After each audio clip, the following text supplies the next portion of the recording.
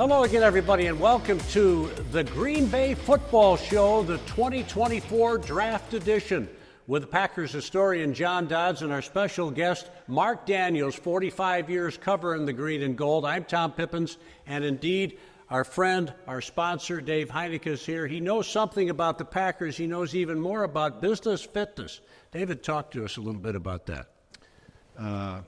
Our firm, Business Fitness, has been in business for 21 years, and we got started with cloud computing and an offering called NetSuite.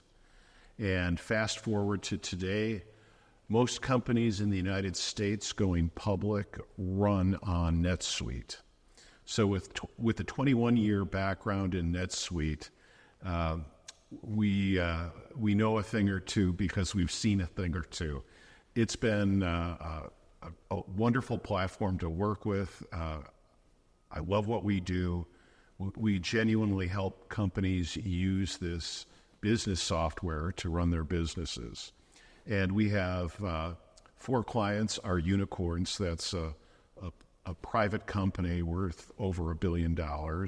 So NetSuite certainly scales. We have clients with numerous doing business in numerous countries, but it's great for small companies as well. So 3-person startup company, we have those clients as well in any industry, any size business, and it's a real treat to just be able to work with great technology and get the most out of it for our clients. A lot of clients come to us needing to have remediation to turn their implementations around because they, for whatever reason, didn't get going on the right foot.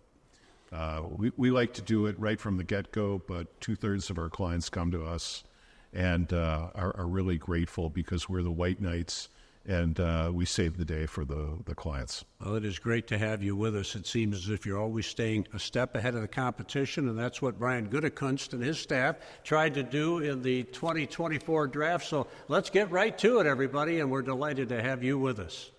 We weave NetSuite into the DNA of your business. There are many threads in your organization. Over time, some become tangled. When NetSuite is woven in as your primary business system, the overall fabric becomes smoother, stronger, and more flexible. We at Business Fitness are a NetSuite success agency. With decades of NetSuite experience across hundreds of clients ranging from 3 users to billion-dollar enterprises, we love what we do.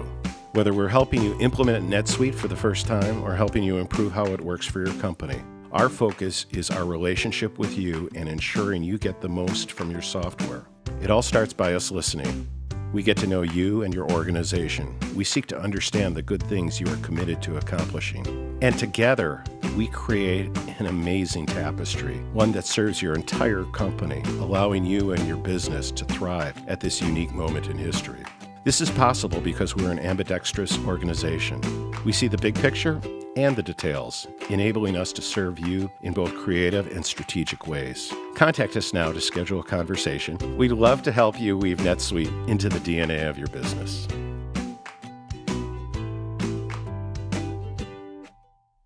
Well, Mark, first of all, such a delight to have you. It appears as if with their 11 picks, the Packers checked all the boxes in the 2024 draft. How did you see it with those 4 decades experience of covering the team? Yeah, a little bleary after all those picks. But yeah, the 2 big boxes were checked, obviously. I mean, what rooms were purged by Brian Gutekunst in the offseason? The offensive line, David Bakhtiari, thanks for the service. Yosh Nijman, all right, better luck. On the road, John Runyon, same thing. So he had to rebuild that room, and he did it, starting with his top pick, Jordan Morgan, and added, the 2 other linemen later on. The other position, safety. When you cut loose your top 3, Darnell Savage, Rudy Ford, and Jonathan Owens, who filled in, you got to replenish it. And here we go again, a hat trick of safeties. Not quite the 99 draft there to try and solve Randy Moss, but you get the picture. They need more bodies to compete and get some different types of defensive backs on the field in Jeff Hafley's system. Let me not short you. 45 years, that's an amazing career. I heard I have a 90-year-old friend, Mark, and he calls the prognosticators the procrastinators. And heard somebody on the radio after the first pick went offense and just railing on Brian Gutekunst, but as we well know, he went heavy defense after that. Yeah, he's got some nice defensive players, but he's going to really need good offensive linemen because you're now talking about the next generation of quarterback, and that's Jordan Love. The way the Packers have been structured and the way they have had to try and build rosters around in-place Hall of Fame quarterbacks, now they're doing something a little different, trying to build around a quarterback who might be the next Hall of Famer. And so that's what's been happening. And you're going to need offensive linemen, and you're going to need versatile guys. They've played musical chairs and somehow have survived for years, with Adam Stenavich first, Luke Butkus later running the offensive line with Steno's promotion. But they have just found guys to plug in and be able to play and function without giving up so much, having to play second and third string offensive linemen. So, if Jordan Morgan is the left tackle of the future, or anywhere near as stable as David Bakhtiari was for his first 8-9 years, then they got something. And as you're aware, these linemen are versatile, and that's the way they like them there in Titletown. John Dodds, the Packers historian, around for about the same amount of time as Mark. What was your impression initially of the draft before we get into some questions from you to Mr. Daniels? Yeah, I thought it was an interesting draft in that the Packers didn't need to go quarterback, wide receiver. Those were the two strengths of the draft. Gutekunst has hit the third day of the last two drafts, where he's gotten starters on day 3 of 2022 and in 2023. And when you do that, you get maximum flexibility in terms of you can pay Jordan Love $50 million if you have positions where they're underpaid. And I think if you take the wide receiver room of the Packers and the tight end room and put them together, I think the total is less than $20 million for the year. And Devontae Adams makes $26 million per year. So there's an opportunity to be had here if they can hit on some complementary pieces to the last two drafts. I think I'm getting a vibe, and I'd like to get Mark's comment. I'm getting a vibe of it might be 2009 or it might be 1995, where they're the youngest team in the NFL, and getting rid of Bakhtiari and some of these other players like Campbell and Aaron Jones. They're going to get even younger this year, but they have a chance to take the next step if this draft hits. Yeah, Goody's had a very high hit rate in the last two for sure. And you're right, just from the historical perspective, John, the Favre era team was built and it was the 5-year plan, and it hit its zenith in 5 years. McCarthy and Rodgers, and Ted Thompson, really, 5-year plan, hit in 5 years. This is Gutekunst, his whack at it with Matt LaFleur, and now with his chosen one in Jordan Love. And so he's had to, just like the other two regimes, had to purge the roster of the Favre loyalists to the Rodgers team that had to be built. And now the same thing is happening from the Rodgers championship team that they tried to string out for so long and they just couldn't deliver one more, to now the Jordan Love team. And to do it this way with so much first contract talent is remarkable, but it only seems to be hastening the expectation rate a little too quickly, in my opinion, because this will just, again, be year 2 with the QB starting. So they got a ways to go, but they're certainly on the right track. Yeah, they won't sneak up on anybody, that's for sure. Dave Heineck is on set with me, and David is our friend, our sponsor. We appreciate him from Business Fitness. Ladies and gentlemen, he's also a great Packers fan like all of you, and he knows his stuff. So I'm sure you have comments, your own thoughts on the draft, and then we can talk to John and to Mark about anything you'd like in that realm. Well, the draft is one of my favorite times of the year, and it's like Christmas and Thanksgiving and Easter. Just absolutely love it. Really interesting. They're really going for speed, obviously. And that last pick, Kalen King from Penn State, the cornerback,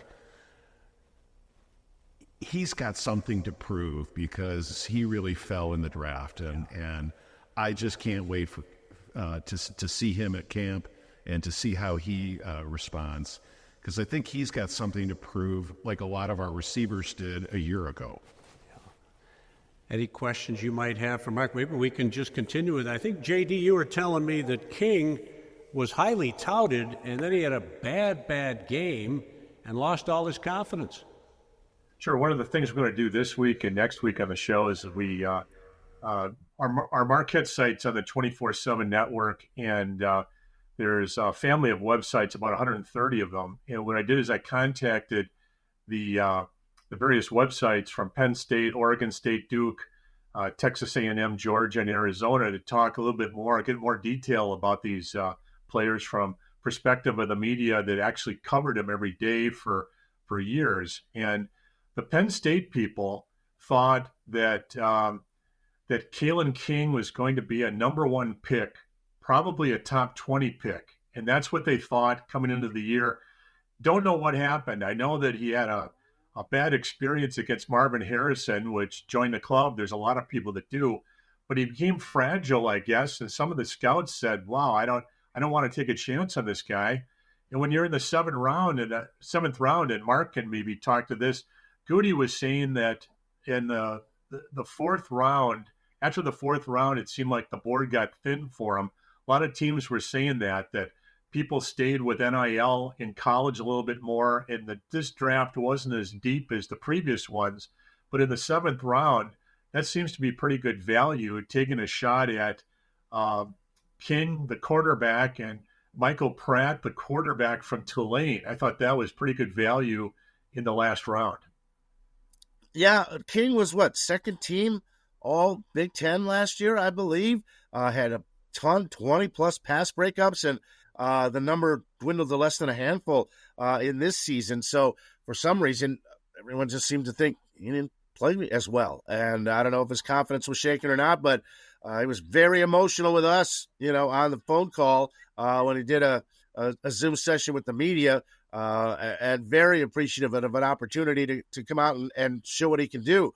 I mean, this is now the job. So the performance going out of college and getting into the profession was probably a little bumpier than he'd like, but now he's got that opportunity. And it seems to me Carrington Valentine came in and competed right away as a seventh-round pick and started a couple of games as a rookie. I don't know if this guy's got it in him. We'll find out. But again, a couple of threads that, I think, Dave, you mentioned too, a lot more speed, a lot of big conference, big program players for the most part. That's kind of Gutekunst's bread and butter, and guys who can play a couple of different positions. They're just looking for athletes. I can't tell you the ins and outs of, what the Kitano Ladapo is going to play like, but let me watch him for a few months before they start playing preseason games. I'll have a pretty good idea whether he can play or not. See, Dave, you're an expert, too. You're getting it from these experts. They like the observation about speed. I love it as well. Yeah, the other thing I found was a lot of them have been team captains. So a lot of built-in leadership right from the get-go and good locker room guys. Yeah, exactly. That's a great They're point. really paying attention to that. Yes, the culture is so important, always has been. And I love the way the Packers just kind of do what they do. Goody choosing at times to trade down. They traded up a little bit. He got some good value, I think, in those later rounds. Mark Daniels, I want to ask you about the linebacker they picked up in the second round, Edgerrin Cooper from Texas A&M. What are your thoughts on him? I think he'll be the first one, maybe behind Javon Bullard, but I think those second rounders are going to be the first ones to play a lot of football, get a lot of snaps. Cooper, I actually, in one mock draft thing I did up here in Green Bay, I had him taken in the first round by the Packers. I just thought if there were just a couple of safeties, I didn't think all six quarterbacks would go in the first 12 picks, which pushed some people down. But he was still there, very fast, a violent hitter, and a guy that can just cover a lot of ground. And I think a tandem with he and Quay Walker to interject kind of what Hafley's vision is for how he wants those off-ball and particularly inside linebackers to fly around and make some things happen for this defense. Really good fit. I know they love Isaiah McDuffie, but I just think this guy is a younger, faster, more explosive version, and I think he's going to do a lot of good things. So I really like that pick. May be my favorite pick of the whole bunch, only because I just got lucky and threw it out there last week. I like that. Well, 2 or 3 of these guys, there's thoughts that they might step right in and start. John Dodds, you were talking about Javon Bullard, and some are saying this guy could turn into a real star, the safety out of Georgia. And they love drafting from Georgia, as we know. Sure, it's interesting what they're trying to do with the safeties. Again, they probably had the worst safety room in the NFL last year, and they've totally revamped it. They paid big money for Xavier McKinney from the Giants, and Xavier McKinney can play deep center field, he can play slot corner, or he can play up in the box. And it seems like this is exactly what Javon Bullard does. He's coming out as a junior. He was the MVP of, I believe it was both the Georgia playoff games 2 years ago. He had two big interceptions. He had 2 big interceptions, I think, in the championship game. Then he had a shoulder injury. He didn't even play the second half, but was still named game MVP. And then in the semifinal game, I think he really drilled Marvin Harrison Jr. Yeah, he drilled Marvin Harrison Jr. in the end zone and knocked him out of the game, which basically turned the whole game around. They were never the same on offense. He's a guy that can cover a lot of ground, and I'm curious. This is just giving me a lot of, anticipation towards seeing how Hafley's going to deploy these guys. I don't know if McKinney's going to stay strictly as the back-end QB of all of this. My guess is yes, and he's got just a bunch of willing darters to get up to the line of scrimmage. That's what struck me about the safeties, John. They had stats behind the line of scrimmage in tackles, pass breakups, interceptions, but they also had stats on the other side of the line of scrimmage, TFLs and sacks from safeties. I think Leroy Butler, you started something way back in the day, and now these guys are capable of making, not just getting across the line of scrimmage, but making plays on the other side of the line of scrimmage, and that's something you haven't seen from safeties they drafted in the past. Antoine Edwards, now the whole bunch of them. So these guys are a little bit different breed. Yeah, and also Bullard can play slot corner. And that's interesting flexibility there, because I know they re-signed Nixon to play slot corner at 5th DB, but Nixon might be counted on with these new kickoff rules. He might be a much more valuable player than he was last year. At his peak as a returner, he was really big. Never loved him. He's been a willing tackler at times in the nickel, but I think they could use just a little bit more. And certainly he's got the experience to help, reel these guys in along a little faster, something they did not have the luxury of last year, to have Alexander miss so much time and Savage miss so much time and no receivers to really teach the young receivers. And then Bakhtiari leaves town after blowing one more knee surgery. There were no veteran guys to show the young guys. It was the young guys showing the young guys for the most part last year. Here's how we got to do this. Let's do it. And they did it. And so, again, I think anytime you get a chance, a player like a Nixon or a McKinney now, especially, or Kenny Clark with the defensive line, to just tug a little harder through these guys, learning the ropes, it'll hasten the process and deliver more quality. It's the Green Bay Football Show, the 2024 Draft Edition. I'm Tom Pippins, along with Mark Daniels. 45 years of covering the green and gold. John Dodds, the same, our Packers historian, here on set with me, our friend and sponsor, Dave Heineck, a knowledgeable Packers fan. Very interested, guys, about that third-round pick, Marshawn Lloyd, the running back from USC. And in some circles, Mark, it seems as if he's a mirror image of the just-acquired Josh Jones. Well, I wish it was a Josh Jones, Jacobs, Aaron thing. But no, the Jones for Jacobs deal, the swap, let's see what happens. 3 less years on the tires, few less hits, few less injuries. And now A. Dillon and everyone else vying for what's next, because Jacobs isn't going to be a long-term answer, I don't think. So let's see what Lloyd's got. Guy's got not ideal height, but he's got the girth, put up some big numbers in a very NFL-ready type of offense, playing with the number 1 overall pick. He passed all of the tests that the Packers put on him about pass catching, maybe during the pro day and seeing some things at the combine, but he was a very shifty tackle-breaking runner that the Packers need. They can't lean on Emmanuel Wilson and Patrick Taylor in playoff drives too often. He's the consummate pro, and see, John Dodds, how gracefully he corrected old Pip here, Jacobs, not Jones. I love it. He's a friend for all time. But what do you think about this running back, and could they be a good 1-2 punch, John? I think so. Lloyd reminds me a lot of Aaron Jones, with one exception. Aaron Rodgers said something interesting about Jones as soon as he handed the ball off to him, I think down in Dallas. He said that, I thought Marshawn Lynch, when I played at Cal, had the best vision of any running back I've ever seen. And Aaron Jones is even better. You could give him the ball, and he was the consummate, be able to find the hole. He was a little smaller, too, and I think that some of the defensive backs and linebackers had a tough time finding him just for that split second, kind of like Emmitt Smith or whatever, and he'd be able to go through. And gosh, you had a heart as big as Texas, and you just he finished 5 straight 100-yard runs or 100-yard games, but that 50-yard run against San Francisco, where it sounded like he pulled his muscle again, he pulled the hamstring, and he was not really. It looked like he was didn't have that much movement on that last interception that Love threw kind of back against the grain, and you just hate to see, if that guy weren't injured, he would have been one of the all-timers. Just but a great guy, great locker room guy, and obviously must have been kind of bitter when the Packers asked him to cut his salary and then load up with incentives because he went to the Minnesota Vikings.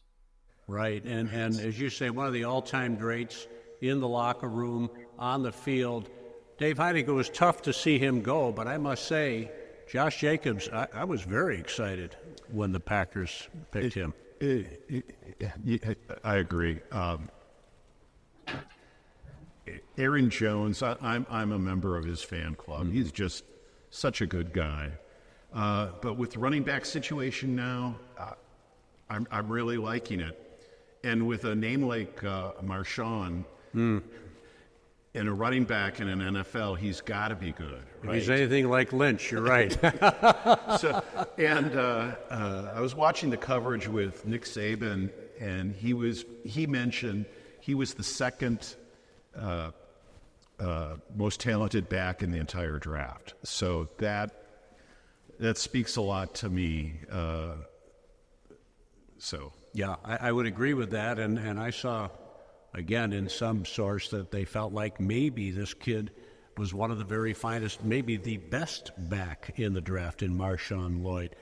Guys, looking at Tyron Hopper, the linebacker, Missouri, in some respects, was that a surprise pick? At least people are saying that. What's your take on that one, Mark Daniels, please? Really hadn't heard a lot of Tyron Hopper. Started at Florida and then went to Missouri to finish up there. But another rangy, athletic, speedy guy. And, if he can't work his way into a rotation of playing time at the inside or outside edge spots early on, think about the difference in the kickoff return rule and the kickoff coverage unit. You're not going to have a lot of the big boys cracking into each other after 10 yards. You're going to need guys like Tyron Hopper to be in that line to try and make plays early on. So a guy that's behind some guys, but an athlete they want to giddy up into the system and see what he can do. But that's about all I know. Right. You go back to the higher pick in Cooper. Can anybody cover a tight end, any linebacker in Green Bay? What do you think, Mark? You know what? Over the long haul, down to down, there probably aren't too many linebackers. And what's complicating it is how offenses now are creating space with other movement and combination routes and everything else that goes with in motion.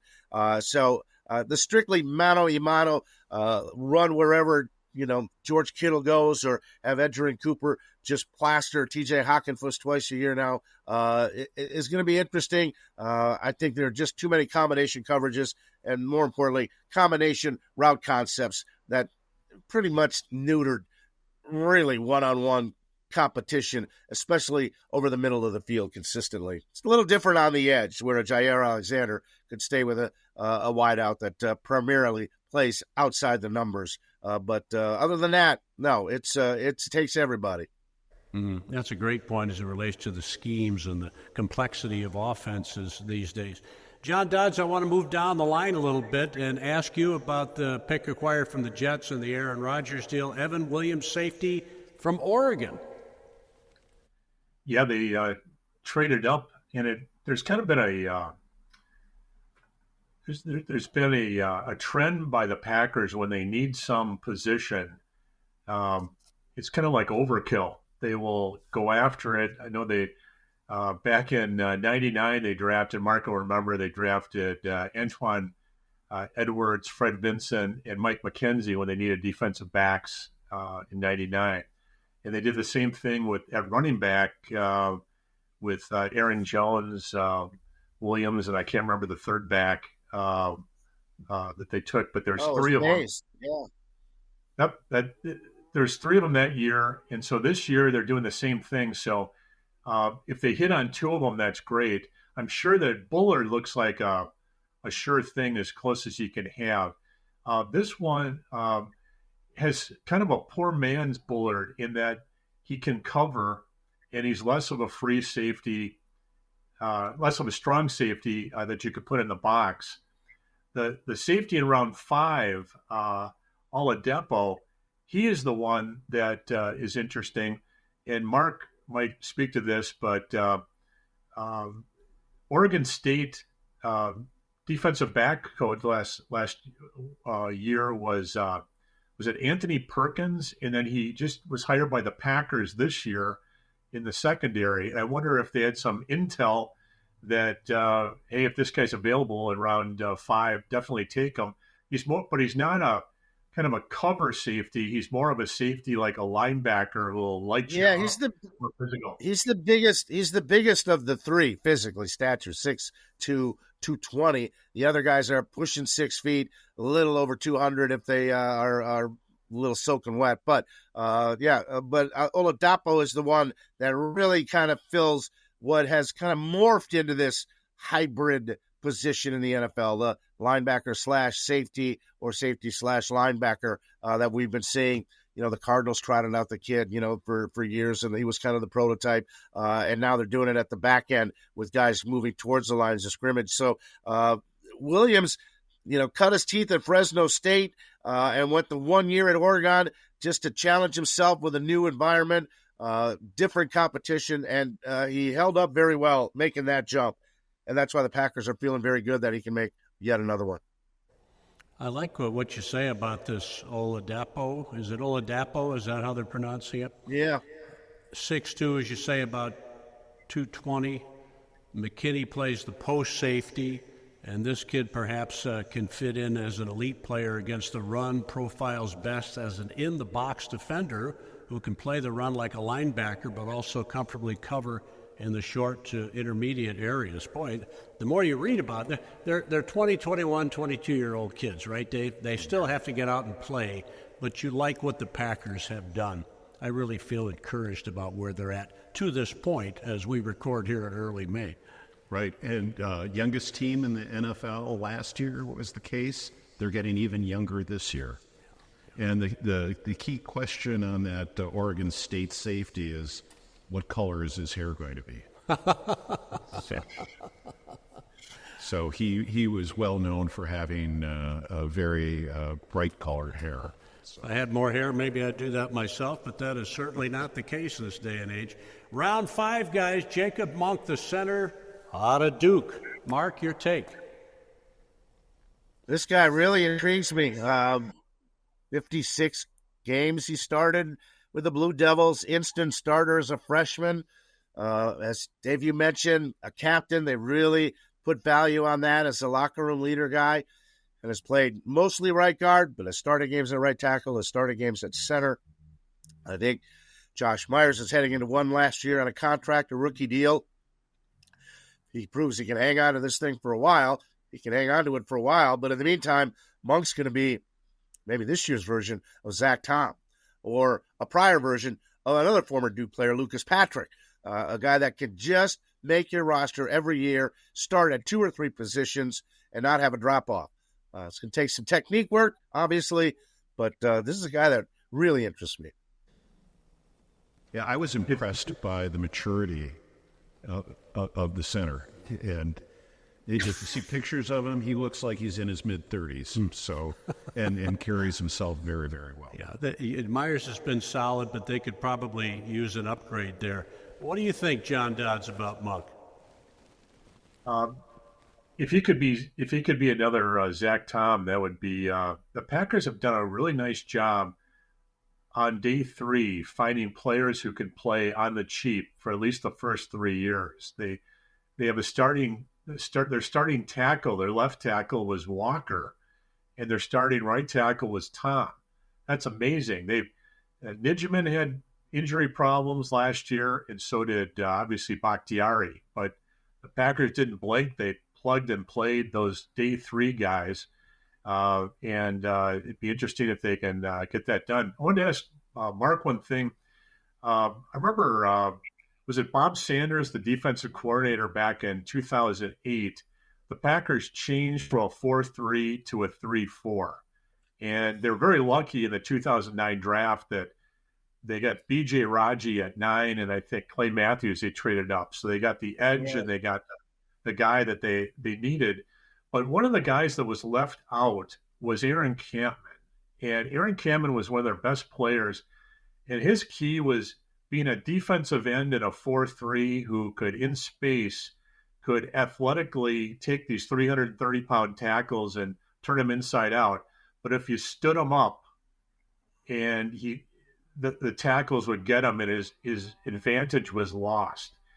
Do you see anything? Do you see any downside to this switch from the 4-3 to the 3, or from the 3-4 to the 4-3 on defense this year? Do you think there's somebody that's going to be some guy that's going to be left holding the bag like unfortunately Aaron Campbell was? Yeah, I don't think so, John. It just seemed that, excuse me, the switch in front, and is basically what we're talking about, is not as dramatic now as it was back then, because your base defense isn't your base defense. Your nickel and dimes are your base defenses, and how they align pass rushers, runs, gap protectors, or run stuffers or slashers and things like that. There's going to be such a mix and match based on down and distance in almost every situation where you're able to substitute as long as a new wide receiver or a 21 formation comes in and all that stuff. So it's so nebulous now. There's not just a way. Just to think about the Packers of Vince and Phil Bankston's defense, where it was always those 4 guys up front, always those 3 backers with 1 right in the middle, always 2 high safeties and 2 corners, and that's it. It doesn't happen that way anymore. There's 15 or 16 or 17 players that play specific positions in specific calls on every defense. So people are getting too caught up in this whole 4-3 thing and what that's going to look like or how they're going to play out of it.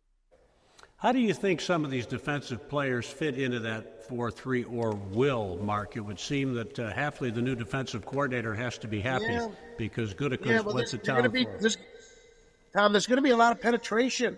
There's going to be a lot of hold it up. That's why I thought they might get a little beefier on the D-line to protect some of these young linebackers, or to just ward off 1 or 2 bodies inside, because the run D still has never been solved with these guys, no matter who's coordinating it. So for that reason, but they've also got guys that can penetrate and can move.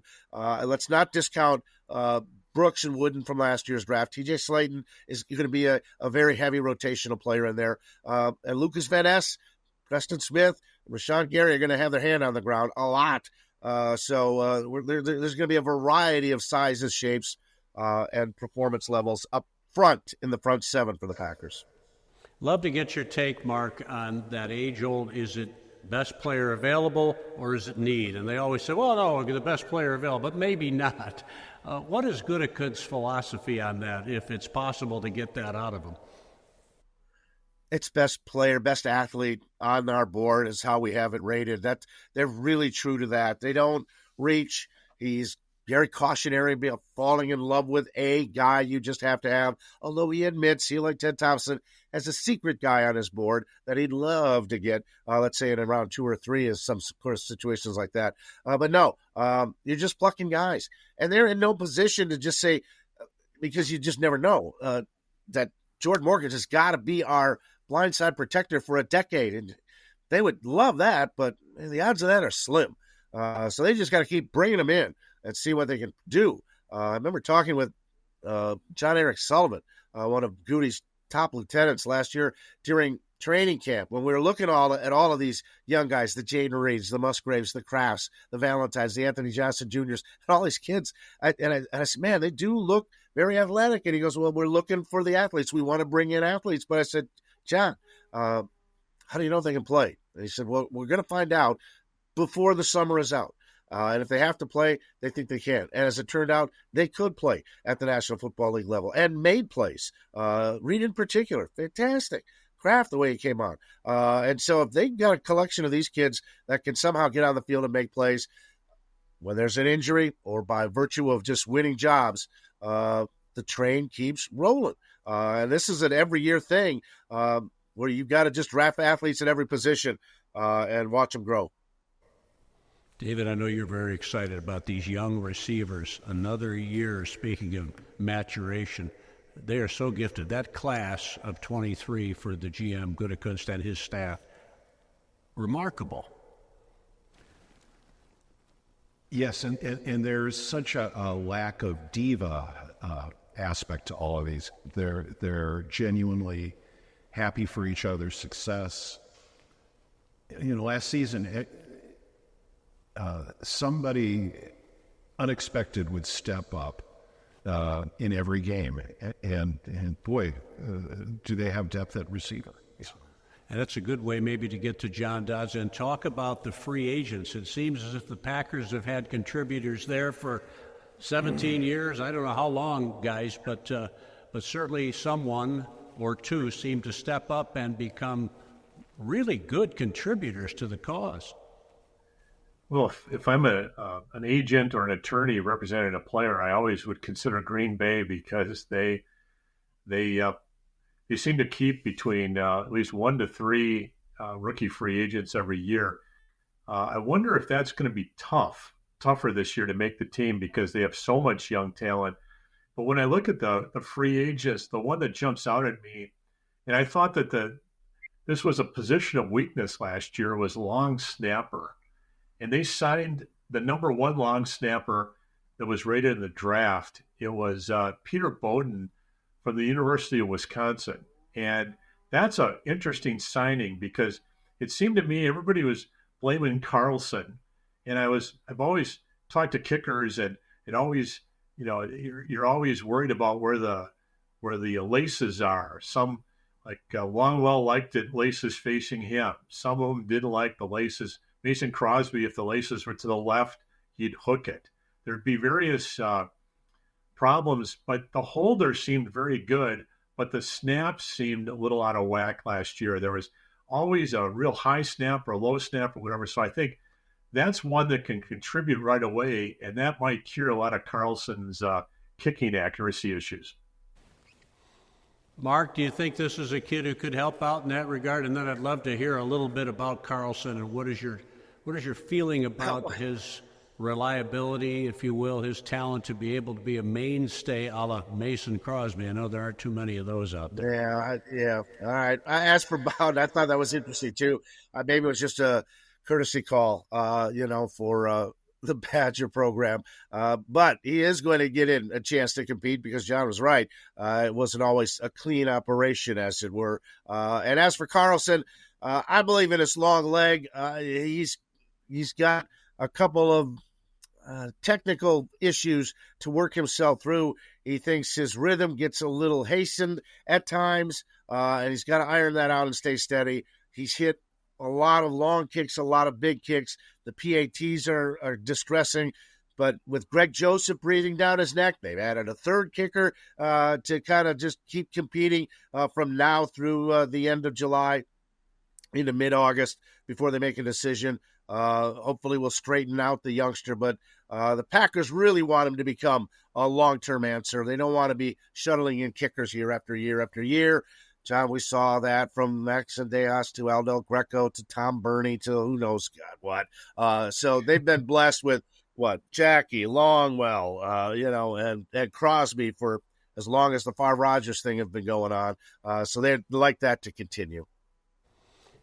I know I was a doubting Thomas when it came to Jordan Love prior to last season. My take on him, very honestly, was he'll be a good backup for many years, a spot starter, and I've been proven wrong many times, both on and off the field, as they say. I'm a little concerned now about a sophomore jinx. Is he the real deal?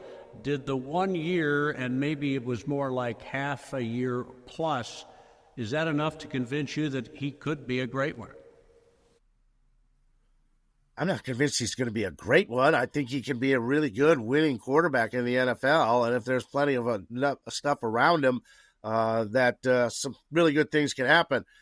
Just the fact that Brian Gutekunst in 1 year went from the Aaron Rodgers collection to the Jordan Love Future Is Now collection and keep this team, in the Elite Eight.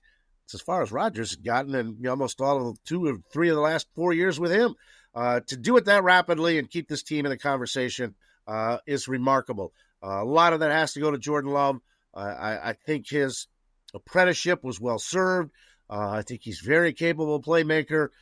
He's not learning new offenses every second year, and so he's got a grasp of this thing. The coaching staff has the faith in him.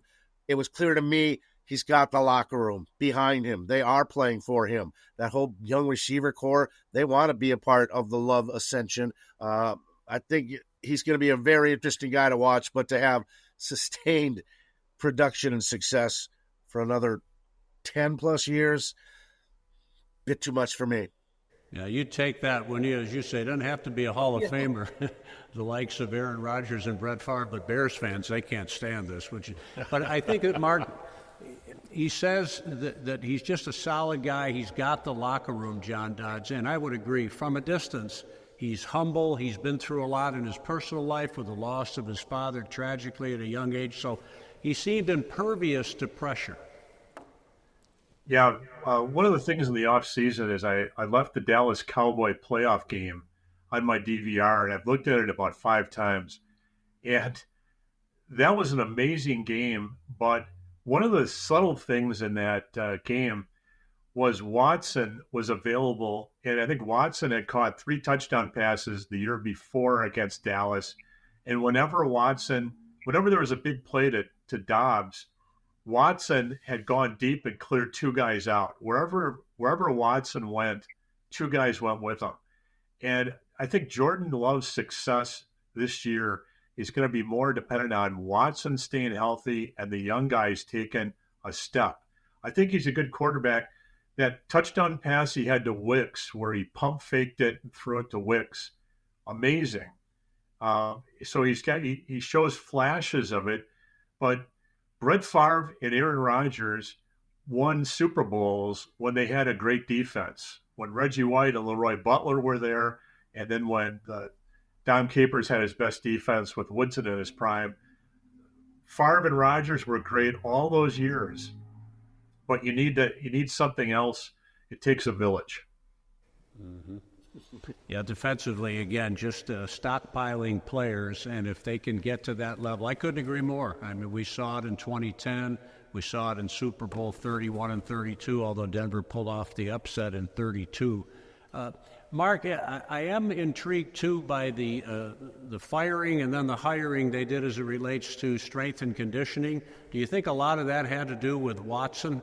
And is he a kid, you think, who maybe is just having his ups and downs physically with these injuries early on, but will straighten himself out? And because if he can, old Mike McCarthy, right? What did he say? You've got to be accountable and available. When he's available, he's normally very good. Yeah, and he doesn't have to catch 50 balls for 10 touchdowns, as John was mentioning. He's just take that safety deep. Something's going to open up somewhere else, and Jordan was finding him. So, but he's a valuable piece to this thing. I know he went to the University of Wisconsin, hamstring U, and I don't know how he graded out coming out of that thing.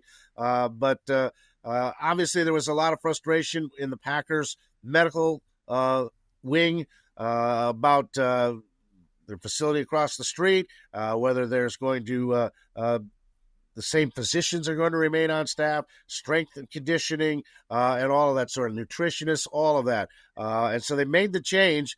Coach Hill was with San Francisco, a place that obviously Matt LaFleur is very connected with Kyle, and even his brother Mike. And so they've got a pretty good idea of how this guy went about his business with the 49ers. I'm not saying he's going to be right, and Chris Kizzy was absolutely wrong and could keep this team healthy or competitive, because that's not the case either. But Chris had been here for a long time, and a new voice and a new way of going about things is never a dire thing or a bad thing. It can be beneficial. We'll have to wait and see on that one. JD, it seems it's all part of the seize the moments mentality, because this is a team that might just be able to take that next step. And as Mark said, the Elite Eight isn't bad, but of course you'd like to get back there and get yourself another Super Bowl. Absolutely. I agree with Mark. The one weakness that I see in that team right now is the inability to stop the run. And a Christmas present, an early Christmas present, would be if somebody could cut a 26-year-old Grady Jackson, that they could stick right in the defensive tackle spot. And if they had a little bit more beef and quickness, Grady Jackson was that amazing player that was probably 360, but he was still quick. I think Mark Tauscher said he was the quickest guy he ever faced in the NFL. Amazing quickness. And I'm wondering, looking at the roster, a guy they've stashed the last 2 years was Jonathan Ford. Mark, do you have any take on him, or have you heard anything? Could he become? This is his last crack at it. I think he's in big trouble. Royce Newman is in serious trouble to stick around here come 2024. Those are a couple of guys that they've been waiting on, have had glimpses, have had snaps, and others have come and caught and passed them by. So I think Ford is in that mix. But you're right about the overall big picture. Jeff Hafley's way of getting after the fronts and neutralizing the run has got to work. And even in the bigger picture, from Dom Capers to Mike Pettin to Joe Barry, Gutekunst and LaFleur got to get this right with Hafley, or we're going to be sitting here. You wasted how many years of Jordan Love's greatness because you couldn't figure out a defense, or you couldn't do this. They don't want that to happen again. I'm thinking a little bit about this is a draft show as it relates to the Packers, but how about the other teams in the division, guys? And certainly the most intriguing pick, number 1 overall, Justin Fields jettisoned to Pittsburgh. And here you go with Caleb Williams out of USC. Do you think, Mark, that he's the real deal finally for these Bears? I don't know. Sid Luckman, Pip, I know you didn't cover him, but, we were close. Let's just put it that way. We were close. Yeah. I mean, I remember watching Jack Concannon running around at Lambeau Field when I was a kid. And Billy Wade, for God's sakes. I mean, it's got to be. But look, 6 quarterbacks in the first 12. Last year, 2021, there were 5 in the first round, and only 1, Trevor Lawrence, is with his same team, 2 years removed from being the quarterback of the future. And all were traded for day 3 picks, from Fields to the rest of them. Zach Wilson, who knows?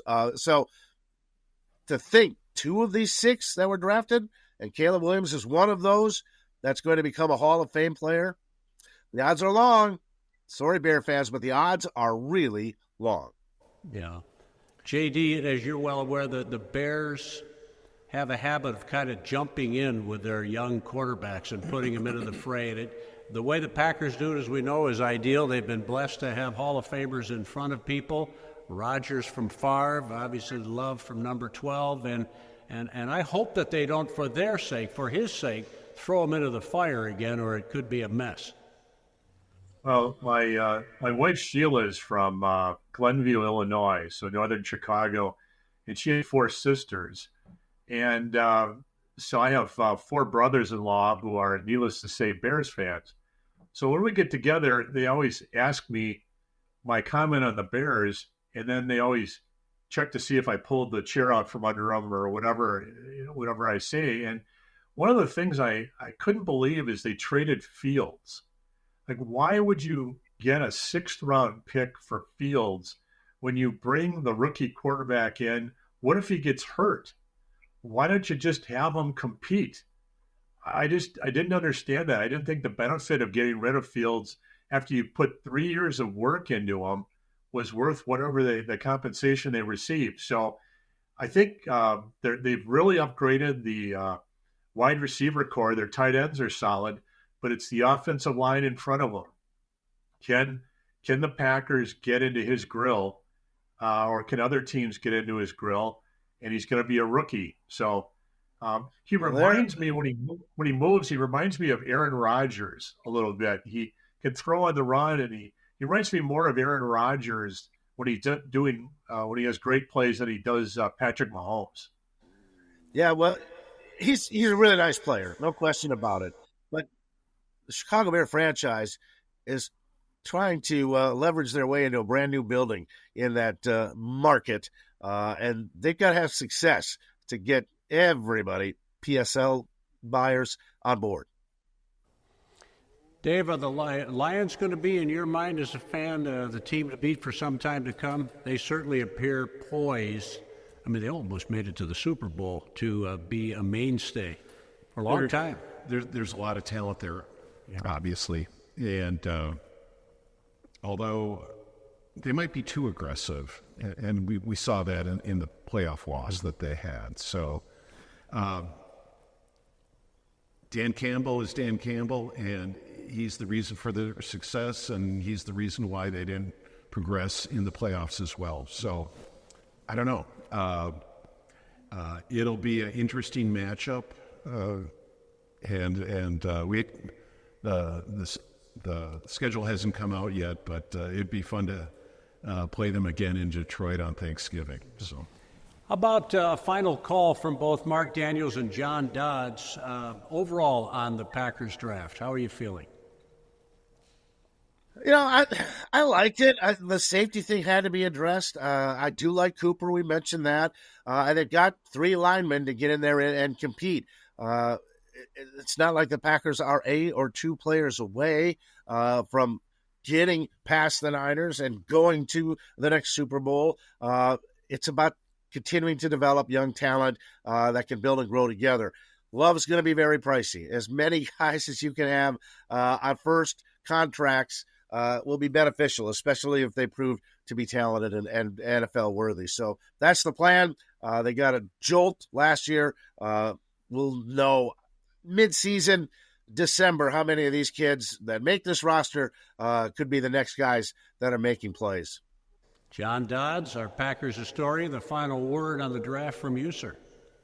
Well, the Packers are close, and I think they lost the San Francisco game probably because Zach Tom was concussed at the start of the third quarter.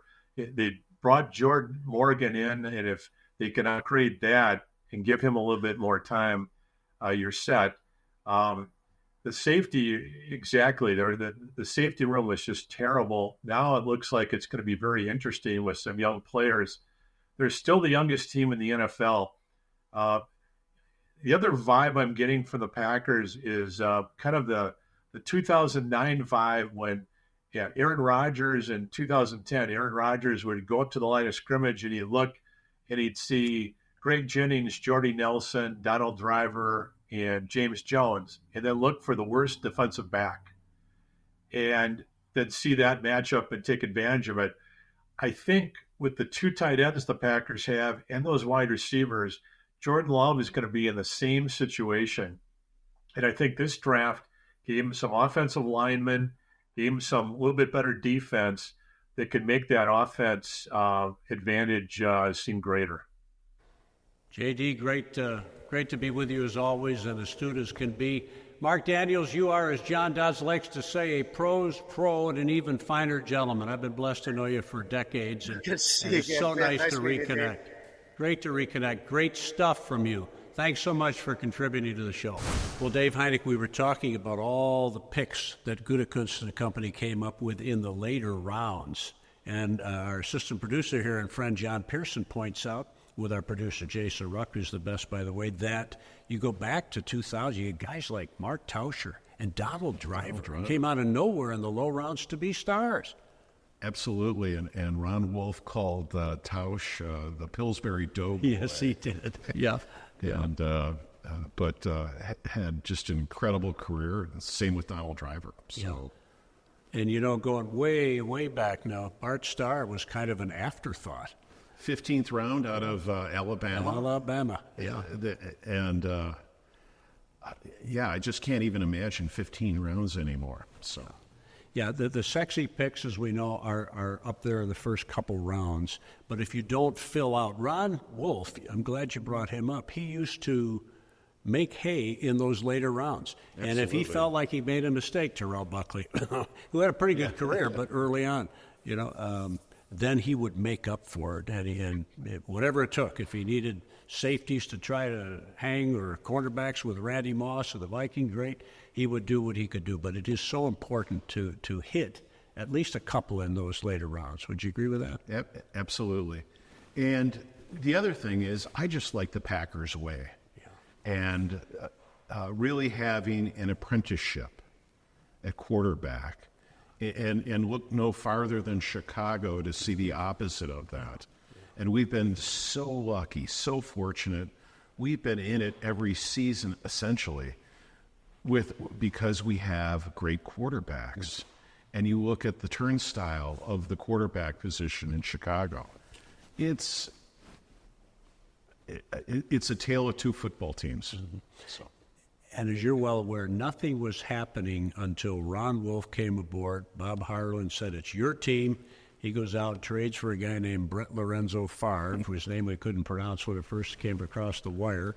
And then Reggie White, the free agent, miraculous signing, miraculous player. And it's been good since then. And I think the Packers are in great hands going forward, both with Gutekunst and LaFleur, GM and coach, respectively. I agree completely. And